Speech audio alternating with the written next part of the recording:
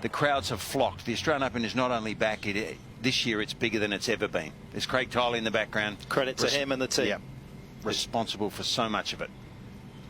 And there is Daniil Medvedev for the first time on our screens. And having left their teams, this is the final moment to be alone with their own thoughts as they walk past players who have achieved their own personal piece of history at this incredible event. One man was so great, of course, he got the stadium named after him. And both these two players have something for each other that's more valuable than any currency or commodity, and that is a huge amount of respect. But they both won their name on the Norman Brooks Challenge Cup. Destiny doesn't do home visits. You have to get out there and make it happen. And in a few more steps, these two players will be out there on the Rod Laver Arena and will have that opportunity of a lifetime. Two potential champions, both with the same dream.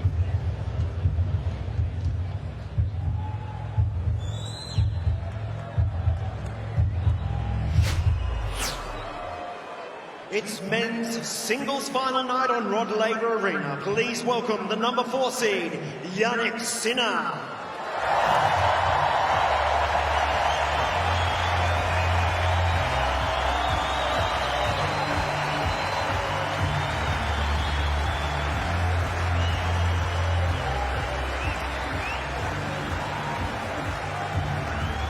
And their opponent, tournament number 3 seed, Daniil Medvedev.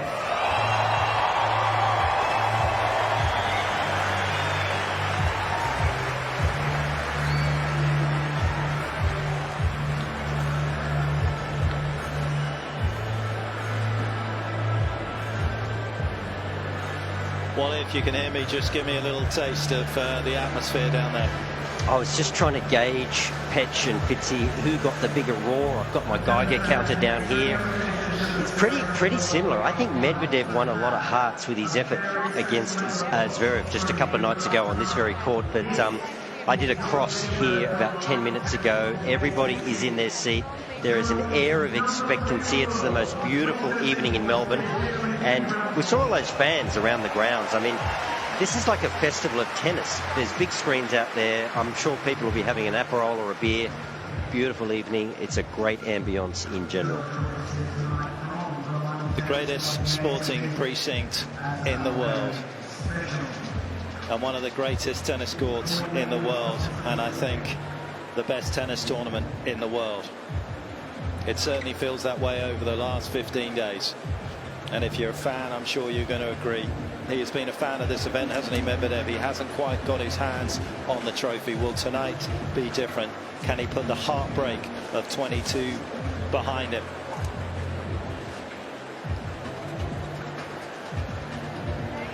Tom is going to do the coin toss today. Okay, gentlemen, we're in the same condition as for the previous matches. Just a few reminder, live electronic line calling, replay on the back boards. Any call you want to see, let me know. For the towel boxes, Daniel, please get the one with the blue sticker, and Jannik, for you, the red sticker. After the toss, there will be a picture with Job on that side, and then only the two of you on both sides. Okay? Any questions? No? Your turn. Jannik, AO or gold? AO. AO is called. AO. Surf. Serve? That side? Good match. The picture, the other side, yep. And what a difference a year makes. You come with me, Job? Yeah? A year ago, Yes. these two are about to emerge from a cocoon of mediocrity by their standards. After last year's Australian Open, both of these two players had dropped out of the world's top 10.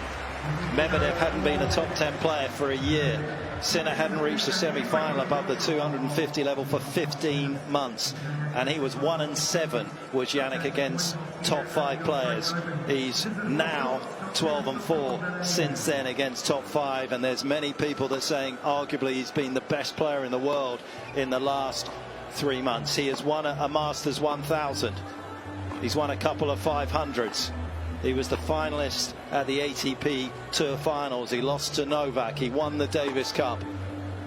As for Daniel, as we take a whisk through Yannick's biog there, he turned things around magnificently as well post the Australian Open, and these were his best results prior to this particular championship run from Jannik Sinner. Quarterfinals in 2022, and this has been his route through. Fitzy, he's just torn through the draw. He has. He's been outstanding. He's been in great shape. He's has not needed to recover from too much stress, and yes, he beat Novak in 4 sets, but really it wasn't as stressful as it could have been. The points were a lot shorter than they normally would be against Novak, and to be fair, I haven't seen Novak miss as many backhands as he did that day, but Jannik can only beat the guy down the other end, and he handled the pressure incredibly, I thought, Pedge, to get through to his first semi, to beat Novak. I mean, that just says it all.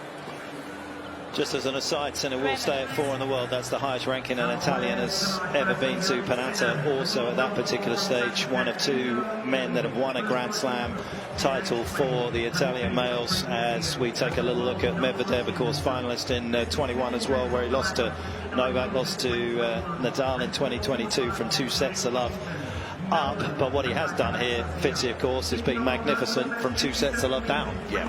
And I have the utmost respect for this guy. You know, 2 years ago, he wasn't really welcome onto the centre court as much as he should have been, and nowhere near as much as he should have been. He was magnificent, I thought, that year.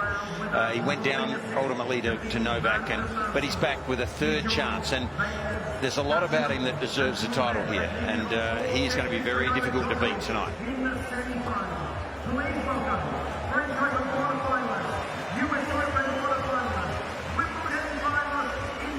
I'm so glad Medvedev has been welcomed onto the court like he should be equally. I think these two, they're great characters for the sport. I think they're both 2 minutes. they will both leave their sport in a better place, and love their attitude, both of them. And this has the potential, Mark, I think, to be a showstopper.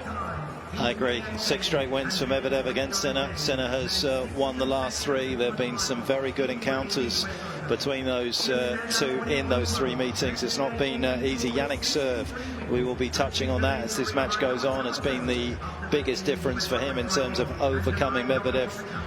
Points 1 behind his first serve, crucial, and maybe that's what's given the win predictor just that little bit of an edge for Sinner tonight. But it certainly feels as though this is the kind of final with so many different things in play here that feels 50-50.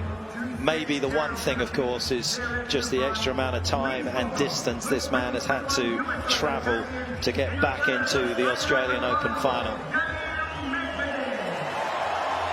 One good bit of news for him, he did not play a lead-up tournament, so nothing to take out of his legs prior to coming into Melbourne for Medvedev, as he is welcomed once again by this capacity crowd.